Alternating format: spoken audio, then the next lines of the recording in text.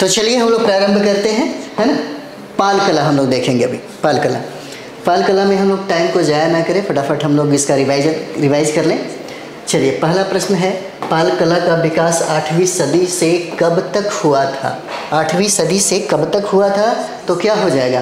तो इसका आंसर हो जाएगा डी, 12वीं सदी में यह कला जो है बिहार और बंगाल में सबसे ज़्यादा फला फूला। पाल कला से हमेशा मेंस में भी प्रश्न पूछता है और पीटी में भी पूछा जाता है। किस काल में पत्थर, कांसे एवं अष्ट धातु की मूर्तियों के निर्माण की एक उन्नत शैली का विकास हुआ था? है ना। कौन सा कला हो जाएगा? पाल, मौर्य, गुप्त या सेन, कौन सा कला हो जाएगा? चलिए आंसर हम लोग देखते हैं। इसका आंसर हो जाएगा ए, पाल कला का विकास होता है। कांस्य प्रतिमाओं के निर्माण में किसका महत्वपूर्ण योगदान रहा था? किसका महत्वपूर्ण योगदान रहा था? क्या हो जाएगा, है ना। तो चलिए आंसर हम लोग देखेंगे। आंसर इसका बी और सी है। धीमन और बिठपाल ये दोनों नालंदा के रहने वाले थे और कांस्य कला के क्षेत्र में यह विशेष रूप से जाने जाते हैं। धीमन और बिठपाल कहाँ के निवासी थे? ये नालंदा के निवासी हो जाते हैं। धीमन और बिठपाल किस पाल शासक के समकालीन थे? किसके समकालीन थे? तो चलिए आगे थोड़ा सा बढ़ा दिया जाए, है ना। चलिए समकालीन तो बी सी दोनों हो जाएगा, बी और सी दोनों हो जाएगा। धर्मपाल और देवपाल के समकालीन थे ये, धीमन और बिठपाल। चलिए आगे देखते हैं हम लोग। निम्न में से कौन पालकालीन स्थापत्य कला का उदाहरण है? निम्न में से कौन पालकालीन स्थापत्य कला का उदाहरण हो जाता है? छठा नंबर। तो क्या हो जाएगा? छठा में आपका हो जाता है ए बी सी तीनों हो जाएगा। उदंतपुरी महाविद्यालय, नालंदा महाविद्यालय और सोमपुर महाविद्यालय हो जाएगा। चलिए आगे हम लोग देखेंगे अगला सवाल। उदंतपुरी बौद्ध महाविहार की स्थापना किस पाल शासक ने किया था? किस पाल शासक ने किया था उदंतपुरी विश्वविद्यालय की स्थापना? तो इसका स्थापना किया था गोपाल ने। और विक्रमशिला विश्वविद्यालय की स्थापना किया था धर्मपाल ने। चलिए आगे हम लोग बढ़ते हैं। अगला प्रश्न है 8 नंबर देखा जाए, है ना। चलिए, विक्रमशिला महाविहार का निर्माण किसके शासनकाल में हुआ? किसके शासनकाल में हुआ? तो इसका आंसर क्या हो जाएगा? सी हो जाता है। कहाँ से पाल कला के गुफा मंदिर के साक्ष्य प्राप्त हुए हैं? कहाँ से प्राप्त हुए हैं? कहलगांव से प्राप्त होता है। इसका आंसर डी हो जाएगा, कहलगांव से। चलिए अगला प्रश्न है, यहाँ पे देखते हैं। कहाँ से विष्णुपाद मंदिर का अर्धमंडप मिला है? अर्धमंडप मिला है, कहाँ से मिला है? तो चलिए ये गया से मिलता है। इसका आंसर क्या है? ए हो जाएगा। इसका आंसर ए हो जाता है। अगला है, पालकालीन मूर्तिकला की शैली को मध्यकालीन मूर्तिकला की ... के नाम से प्रसिद्धि प्राप्त हुई है। कौन सा? उत्तरी शैली, पूर्वी शैली, पश्चिमी शैली, दक्षिणी शैली, कौन सा हो जाएगा, है ना। तो ये हो जाता है पूर्वी शैली। इसका आंसर बी हो जाएगा। चलिए आगे देखते हैं। नालंदा से प्राप्त नमूने किस शासक के समय के हैं? किस शासक के समय के हैं? तो इसका आंसर क्या हो जाता है? ए हो जाएगा। देवपाल के समय की बात हो रही है। चलिए पटना कलम भी देख लेते हैं। पटना कलम मुगल काल के पतन के बाद, है ना। देखिए 3-4 कला याद रखिएगा। मैथ्स में तो अक्सर सारे विद्यार्थी को पता है कि इसी से पूछेगा। एक हो जाएगा पटना कलम, है ना। पटना कलम से प्रश्न पूछे जाते हैं हमेशा 1 साल के बाद। उसके बाद हो जाएगा पाल कला, और पाल कला के बाद क्या है? मौर्य कला। मौर्य कला हो जाएगा। और एक कला और है जिसको हम लोग मधुबनी कला कहते हैं। मधुबनी कला कहते हैं। कभी कभी टोटल मिला के प्रश्न एक ही बनाया जा सकता है ना। चलिए आगे बढ़ते हैं हम लोग। मुगल काल के पतन के बाद बिहार में किस चित्रकला शैली का विकास हुआ था? किसका विकास हुआ यहाँ पर? तो चलिए आंसर क्या हो जाएगा? पटना कलम हो जाता है। मुगल काल के पतन के बाद जो भी आश्रय लिए हुए थे राजा महाराजाओं के पास, मुगल सम्राटों के पास, वो सारे लोग बेरोजगार हो गए, क्योंकि मुगल सत्ता जो है, शक्ति है, बड़ी कमज़ोर हो गया।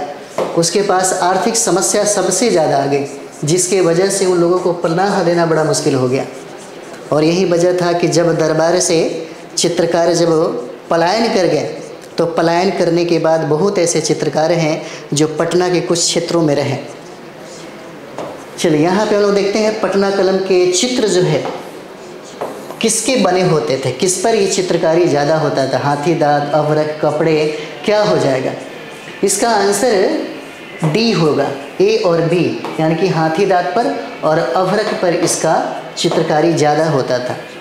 नेक्स्ट हो जाएगा, पटना कलम की शैली पर निम्न में से किसका गहरा प्रभाव पड़ा था? किसका गहरा प्रभाव पड़ा था? किस पर? पटना कलम की शैली पर। मुगल कला का, राजपूत कला का, कंपनी का। तो क्या हो जाएगा? 3 का आंसर यहाँ पर डी हो जाता है, ए और सी हो जाएगा, है ना? ए और सी हो जाएगा, कंपनी कला का भी और मुगल कला का, क्योंकि चित्रकार यहीं से तो आए थे, तो उस कला को लेकर अपने साथ भी तो आए थे। पटना कलम के चित्र किन किन चित्रों की श्रेणी में आते हैं? किन किन चित्रों की श्रेणी में आते हैं यहाँ पर, है ना? चलिए 4 नंबर क्या हो जाएगा? 4 नंबर जो है इसका आंसर हो जाएगा लघु चित्र के श्रेणी में आते हैं। इसका आंसर क्या है? बी है। और निम्न में से किस शैली के चित्रों का मुख्य विषय जनसाधारण के सामान्य जीवन का चित्रांकन हो जाता है? क्या हो जाएगा? तो 5 देखिएगा, 5 का आंसर हो जाएगा पटना कलम है, जिसमें सामान्य जनजीवन की चित्रकारी ज़्यादा आपको देखने को मिलेगा। नेक्स्ट है, रागनी गंधारी चित्र किस चित्रकला शैली का उदाहरण हो जाता है? रागनी गंधारी चित्र का, और ये पटना कलम का उदाहरण है। इसका आंसर ए हो जाएगा। नेक्स्ट, पटना कलम के किस चित्रकार द्वारा रागनी गंधारी का चित्र बनाया गया था? ऐसे प्रश्न पूछे जाते हैं, इंपॉर्टेंट है आपके लिए। तो ये महादेव लाल के द्वारा बनाया गया। इसका आंसर ए हो जाएगा। नेक्स्ट अगला है, निम्न में से किस चित्रकार द्वारा मुस्लिम निकाह का चित्रांकन किया गया है ना? मुस्लिम निकाह का चित्रांकन किया गया है, किस में मिलता है? तो ये चित्रकारी शिवलाल के द्वारा किया गया था, शिवलाल के द्वारा किया गया था। अगला प्रश्न है, निम्न में से किसने बेगमों की शराबखोरी का चित्र बनाया है? शराबखोरी का चित्र किसने बनाया? यमुना प्रसाद के द्वारा बनाया गया है। इसका आंसर ए हो जाता है। चलिए आगे हम लोग बढ़ते हैं। किस चित्रकला शैली में मनुष्य के चित्रों में ऊंची नाक, भारी भवें, गहरी आंखें, पतले चेहरे और घनी मूछें दिखाई गई है? किस में दिखता है? तो ये सब चीज़ें जो विशेषता जो दिख रही है, यह सब विशेषता पटना कलम में विराजमान है। यह सारे विशेषता पटना कलम में है। नौहर एवं मनोहर किस शैली के चित्रकार थे? किस शैली के चित्रकार थे? इंपॉर्टेंट है आपके लिए। तो ये हो जाते हैं आपके मुगल कला के चित्रकार हो जाते हैं, मुगल कला के चित्रकार है ना? चलिए नेक्स्ट हम लोग यहाँ पे देखते हैं 12 नंबर। निम्न में से कौन पटना कलम के महत्वपूर्ण चित्रकार थे? कौन हो जाएंगे? सेवक राम का नाम महत्वपूर्ण चित्रकार हो जाते हैं। 12 का क्या हो जाएगा? सेवक राम हो जाएंगे। और सेवक राम का जो काल है कब से कब तक माना जाता है? तो यहाँ पर देखिए इनका जो काल है 1770 से लेकर के 1830 का काल जो है ये सेवक राम का माना जाता है, 1830 तक, है ना? चलिए नेक्स्ट यहाँ पे भी देखा जाए।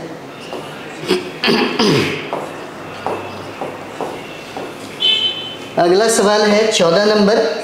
निम्न में से किस पटना कलम के चित्रकार द्वारा होली दिवाली को चित्रित किया गया था?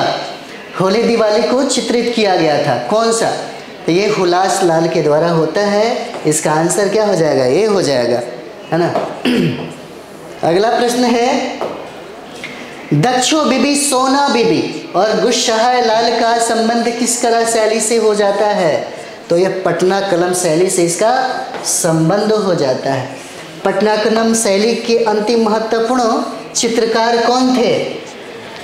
तो पटना कलम शैली के अंतिम महत्वपूर्ण चित्रकार जो है यह ईश्वरी प्रसाद वर्मा हो जाते हैं। प्रश्न पूछा गया है बीपीएससी में। अगला सवाल है आपका, निम्न में से कौन पटना कलम का संरक्षण करता था? कौन था संरक्षण करता? तो यहाँ पर टेलर भी हो जाएंगे और राम सुल्तान बहादुर भी हैं और पीसी मानुक भी हैं। मतलब आंसर क्या हो जाएगा? डी हो जाता है इसका आंसर। इसका आंसर डी है। चलिए आगे देखते हैं हम लोग। पटना कलम शैली के चित्रों का संग्रह कहाँ पर मिलता है?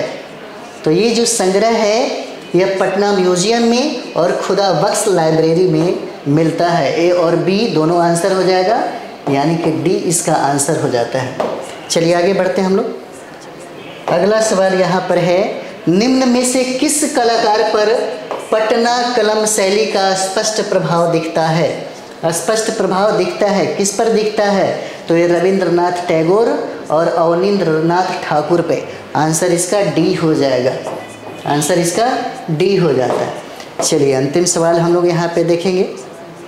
अंतिम सवाल है, मछली बेचती हुई औरत, खेत जोतता हुआ किसान और लकड़ी काटता हुआ बढ़ई का चित्र किस शैली में बनाया गया है? किस शैली में इसको बनाया गया? तो ये हो जाता है पटना कलम में। इसका आंसर बी है ना। तो चलिए इसके बाद हम लोग नेक्स्ट जो टॉपिक होता है वहाँ से रिलेटेड हम लोग बात करेंगे। मिलते हैं अगले वीडियो में। थैंक यू वेरी मच आप सभी लोगों को।